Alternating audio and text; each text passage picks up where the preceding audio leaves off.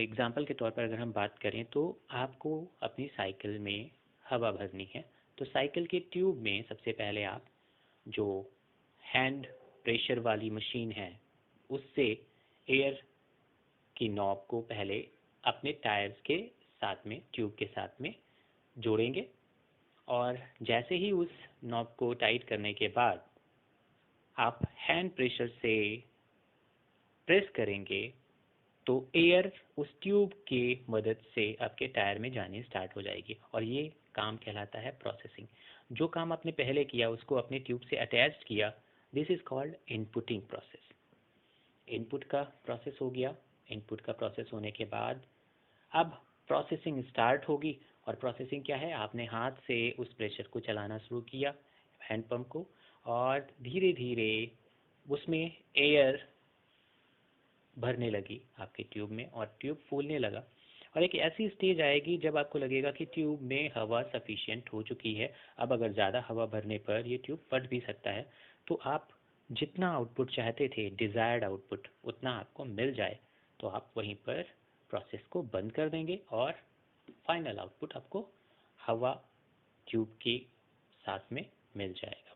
तो ये था एक छोटा सा एग्जांपल। ऐसे ही आप बहुत सारे रियल लाइफ में जो होने वाले एग्जांपल्स हैं उनके बारे में बात कर सकते हैं। अब बात करते हैं द कैरेक्टरिस्टिक्स ऑफ कंप्यूटर्स की। कंप्यूटर्स क्या क्या कैरेक्टरिस्टिक्स रखता है अपने साथ। सबसे पहले तो है उसकी स्पीड। कंप्यूटर बहुत फास्ट स्पीड में वर्क करता है। एक्यूरेसी, बहुत अच्छा रिजल्ट देता है, एक्यूरेट रिजल्ट देता है। ऑटोमेशंस, ज़्यादातर काम ये ऑटोमेटिकली करता है, मतलब उसको कमांड देना पड़ता है लेकिन आगे का प्रोसेस वो अपने आप करता है। इंड्योरेंस, वर्सेटैलिटी एंड स्टोरेज, उसके अंदर बहुत सारी क्वालिटीज़ है, वो एक समय पे कई सारी काम कर सकता है। स्टोरेज कर सकता है। स्टोरेज में अगर हम बात करें तो मेमोरी स्टोरेज की बात है, जो इन्फॉर्मेशन कंप्यूटर के अंदर डाली जाती है उसे अपने पास रख सकता है जब तक आप चाहो। रिडक्शन ऑफ प्रोसेसिंग कॉस्ट, ये क्या कर सकता है, प्रोसेसिंग की कॉस्ट को रिडक्शन इसका कर सकता है। मतलब अगर आप किसी चीज़ में कॉस्ट ज़्यादा लग रही है मैन पावर के कारण, 5 लोग 10 लोग मिलकर उस काम को कर रहे हैं और कंप्यूटर उसी काम को जल्दी कर पा रहा है और कम समय में कर पा रहा है, तो उसकी प्रोसेसिंग जो बनाने की कॉस्ट है वो कम हो जाती है। एंड इंटेलिजेंस क्वेश्चन, अब ये इंटेलिजेंट वर्क करता है, कैसे करता है। सपोज करिए कि आपको जो काम करना है और आपने उसमें एक प्रोग्राम डाल दिया कि ऐसे ही काम करना है, तो वो बिल्कुल वैसा ही काम करेगा, उसमें ज़रा सा भी 19-20 नहीं होगा। मतलब अगर हम यहाँ पर बात करते हैं हैंड वर्क की, तो उसमें क्या होता है, कभी काम जो होता है वो बहुत अच्छा होता है, कभी एवरेज होता है, कभी ख़राब काम भी हो जाता है। तो बिल्कुल एग्जैक्टली एक ही तरह का काम नहीं होता। जबकि यहाँ पर वो इंटेलिजेंटली वो उसी तरीके का काम करता है जैसा उसको बताया गया होता है। CPU and processing systems of computer. CPU जैसा आप जानते हैं कंप्यूटर का ब्रेन होता है और यही कंप्यूटर के सारे यूनिट्स को कंट्रोल करता है। तो सेंट्रल प्रोसेसिंग यूनिट जो कि कंप्यूटर की सारी प्रोसेसिंग को कंट्रोल करने का काम करता है। इसको एक डायग्राम की मदद से हम लोग देखते हैं। सबसे पहले हम डेटा इनपुट्स कराते हैं और ये आपका है सीपीयू का पार्ट प्लस मेमोरी का पार्ट। तो सीपीयू का पार्ट ये, और नीचे एक्सटर्नल मेमोरी का पार्ट। सीपीयू में 3 पार्ट होते हैं। एक जिसे हम कहते हैं कंट्रोल यूनिट, सबसे पहले जो इनपुट होता है वो कंट्रोल यूनिट के पास ही जाता है। फिर कंट्रोल यूनिट देखता है कि प्रोग्राम में क्या कहीं पर न्यूमरिक या लॉजिकल पार्ट है, क्या नंबर्स का यूज़ किया गया है, फार्मूले का यूज़ किया गया है, एडिशन, सब्सट्रैक्शन, मल्टीप्लिकेशन, डिवीज़न या कंपैरिजन आ रहा है। तो यहाँ पर हम क्या करते हैं, अर्थमेटिक लॉजिक का यूज़ करते हैं। और जहाँ पर कंपैरिजन ट्रू या फॉल्स की फॉर्म में आ रहा होता है वहाँ पर हम लॉजिकल यूनिट का पार्ट प्ले करते हैं। प्राइमरी एंड सेकेंडरी मेमोरी, ये रैम और रोम के तौर पर हम जानते हैं, जो प्राइमरी मेमोरी होती है, और सेकेंडरी मेमोरी जो आपकी एक्सटर्नल मेमोरी होती है या अलग से लगने वाली मेमोरी होती है। ये ज़रूरत पड़ने पर हम इसमें डेटा को स्टोर करते हैं टेम्परेरी तौर पर, और एक्सटर्नल मेमोरी में हम कभी कभी परमानेंट तौर पर या ज़रूरत पड़ने पर टेम्परेरी तौर पर भी डेटा को यूज़ करते हैं। फाइनली जब ये सारा प्रोसेस हो जाता है, सीपीयू का प्रोसेस, ज़रूरत पड़ने पर स्टोरेज का प्रोसेस, और फिर हम इसका आउटपुट लेते हैं जैसा आउटपुट हमको चाहिए। तो ये है IPO cycle, input process output, जिसमें प्रोसेस सारा काम यहीं पर हो रहा होता है। इनपुट्स में एक बार आपने चीज़ों को दे दिया और कुछ कमांड्स दे दिए और वो उन कमांड्स पर वर्क करके आपको फाइनल आउटपुट प्रोवाइड कर देता है। कुछ और चीज़ें, कंट्रोल यूनिट क्या करता है? A link between memory unit and ALU. ये आपको मेमोरी यूनिट और एएलयू से अटैच करवाता है। बेसिकली यही सारे सीपीयू का कंट्रोलिंग का पार्ट करता है। कब आपको मेमोरी की ज़रूरत है, कब आपको अर्थमेटिक लॉजिक यूनिट की ज़रूरत है, ये सब इसी को बताता है। Control unit, the control unit controls coordinates all the CPU activities, जो मैंने अभी आपको बताया। अर्थमेटिक और लॉजिकल यूनिट क्या करता है? ये आपके अर्थमेटिक और लॉजिकल पार्ट्स को कंट्रोल करता है। मैंने अभी आपको बताया था कि एडिशन है, सब्सट्रैक्शन है, मल्टीप्लिकेशन है या डिवीज़न है, ये अर्थमेटिक पार्ट्स में आते हैं।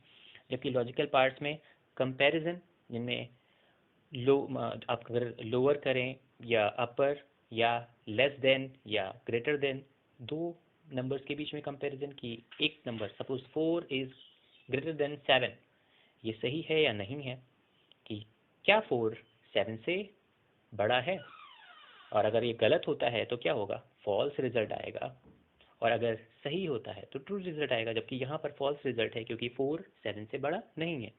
तो ये ट्रू या फॉल्स की फॉर्म में कंपैरिजन रिजल्ट देता है लॉजिकल ऑपरेशन, और अर्थमेटिक ऑपरेशंस आपको न्यूमेरिक पार्ट में रिजल्ट देता है। फिर आती है बात मेमोरी की। जब हम कोई प्रोग्राम चलाते हैं तो वो सबसे पहले रैम में स्टोर्ड होता है, उसकी मेमोरी को रैम में ले जाया जाता है और फिर वहाँ से प्रोग्राम लोड होकर चलता है ऑपरेटिंग सिस्टम की मदद से। फिर बात आती है रैम और रोम की, जो मैंने अभी आपको बताया। RAM is a temporary memory जो प्रोग्राम को लोड करने का काम करती है। अगर इसी समय पर लाइट चली जाए तो प्रोग्राम जो लोड हो रहा होता है वो ठीक से लोड नहीं हो पाता और आपका सिस्टम बंद हो जाता है या हैंग कर जाता है कभी। तो ये रैम के बिना सिस्टम नहीं चलता। और रोम जो मेमोरी होती है उसका काम होता है डिवाइसेस की चेकिंग करना, कौन कौन से डिवाइस कंप्यूटर में लगे हुए हैं, कैसे फंक्शनिंग हो रही है, कीबोर्ड प्रॉपर अटैच्ड है या नहीं है, इन सब की चेकिंग करके वो बेसिक इनपुट आउटपुट सिस्टम्स की इंफॉर्मेशंस, सीमॉस की इंफॉर्मेशंस, बूटअप प्रोसेस जिसे हम कहते हैं, ऑपरेटिंग सिस्टम का लोड होना, सॉफ्टवेयर का लोड होना, ये दोनों काम रोम सबसे पहले चेक करता है। ऑपरेटिंग सिस्टम लोड होने के बाद आगे का काम रैम का होता है जो सॉफ्टवेयर को लोड करने का काम करता है। फिर बात आती है external memory of storage device. External memory क्या होती है? अगर हमारा प्रोग्राम बहुत बड़ा है या हमको जो स्टोरेज डेटा करना है वो बहुत ज़्यादा है, तो हम क्या करते हैं कि एक storage device, external storage device, जिसे कि हम हार्ड डिस्क, पेन ड्राइव या दूसरे डिवाइसेस के तौर पर जानते हैं, वो लेते हैं और वहाँ पर मेमोरी को स्टोर कर लेते हैं, और यही एक्सटर्नल डिवाइसेस कहलाते हैं। ये हार्ड डिस्क के तौर पर, पेन ड्राइव के तौर पर, सीडी डीवीडी के तौर पर हम लोग जानते हैं। The hard disk is a spindle magnetic disk called plotter the record and store informations। जो हार्ड डिस्क होती है वो एक डिस्क होती है जिसके अंदर मैग्नेटिक और उसके ऊपर प्लॉटर्स बने होते हैं जिनमें कि डेटा को स्टोर किया जाता है। तो मैग्नेटिक डेटा होता है हार्ड डिस्क में। हमको कोशिश ये करनी चाहिए कि अगर हार्ड डिस्क जहाँ पर भी लगी हो आपके सिस्टम में, उसके पास में कोई मैग्नेटिक डिवाइस ना रखें, जैसे स्पीकर है और दूसरे डिवाइसेस हैं, उनको थोड़ा सीपीयू से दूर रखें ताकि वहाँ का डेटा करप्ट ना हो। फिर आता है टेप ड्राइव। टेप ड्राइव भी पुराना स्टोरेज डिवाइस है। आजकल भी ये होता है, अगर आपने वेब या कैमरे को देखा होगा, वीडियो कैमरे में एक छोटी सी कैसेट्स लगती है। अब तो सीरीज़ भी आती हैं और पेन ड्राइव के थ्रू भी और चिप के थ्रू भी हम लोग स्टोरेज करने लगे हैं, लेकिन पहले उसमें कैसेट्स आते थे छोटे, अभी भी उनमें कैसेट्स आते हैं। और वो टेप ड्राइव कहलाते हैं। उन्हें हम टेप ड्राइव कहते हैं। टेप के तौर पे यूज़ होते हैं, रिकॉर्ड करके दूसरी जगह पर उनको प्ले किया जा सकता है दूसरे डिवाइसेस में भी। ऐसे ही जिप ड्राइव जो होते हैं वो डेटा को छोटा करके अपने अंदर स्टोर कर लेते हैं। ज़रूरत पड़ने पर एक बड़े डेटा को पैक करके छोटा किया जा सकता है। सपोज़ करिए आपके पास बहुत सारे कपड़े हैं और आपको उनको एक जगह अरेंज करना है, तो आप क्या करोगे, एक सूटकेस के अंदर उनको जितना हो सकेगा कंप्रेस करके दबा के पैक कर लोगे और फिर उसकी जिप बंद कर दोगे। तो यही ऐसे ही जिप ड्राइव भी काम करता है, बड़े डेटा को थोड़ा छोटा करके अपने अंदर स्टोर कर लेता है। इनपुट आउटपुट डिवाइस में अगर हम बात करें तो इनपुट आउटपुट डिवाइस के बारे में आपको मैंने अभी स्टार्टिंग में बताया था। वो डिवाइस जो इनपुटिंग के लिए यूज़ किए जाते हैं उन्हें इनपुट डिवाइस कहते हैं, जो डेटा को कंप्यूटर के अंदर भेजने का काम करते हैं। जैसे कीबोर्ड डेटा को अंदर भेजने का काम करता है, माइक आवाज़ को अंदर भेजने का काम करता है। ऐसे ही स्कैनर पिक्चर्स या दूसरे डॉक्यूमेंट्स को जो रिटन फॉर्म में है उन्हें एज इट इज़ कंप्यूटर के अंदर भेजने का काम करता है। तो ये कुछ डिवाइस हैं जो कि कंप्यूटर के अंदर डेटा को भेजने का काम करते हैं, उन्हें हम इनपुट डिवाइस कहते हैं। ऐसे ही कुछ और डिवाइस जो हैं जो कंप्यूटर में डेटा को कंप्यूटर के अंदर से बाहर निकालने का काम करते हैं, उन्हें हम आउटपुट डिवाइस कहते हैं। जैसे मॉनिटर क्या करता है, हमें पिक्चर दिखाता है, वीडियो दिखाता है, टेक्स्ट दिखाता है, तो चूँकि हमें दिखाता है इसलिए आउटपुट के तौर पे उसे हम यूज़ करते हैं। स्पीकर आउटपुट देता है, प्रिंटर आउटपुट देता है। तो ये सारे के सारे डिवाइसेस इनपुट या आउटपुट डिवाइस के तौर पे यूज़ होते हैं। और कुछ डिवाइस ऐसे होते हैं जो कि इनपुट भी यूज़ होते हैं और आउटपुट भी यूज़ होते हैं। जैसे अगर हम बात करें सीरीज़ की, तो अगर उसमें से डेटा कंप्यूटर के अंदर डाला जा रहा है तो इनपुट डिवाइस के तौर पे यूज़ होगा।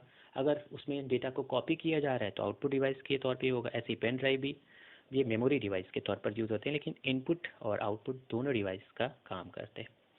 तो आज के लिए इतना ही, आगे फिर बात करेंगे कुछ और टॉपिक्स पर। तब तक के लिए have a nice day and take care.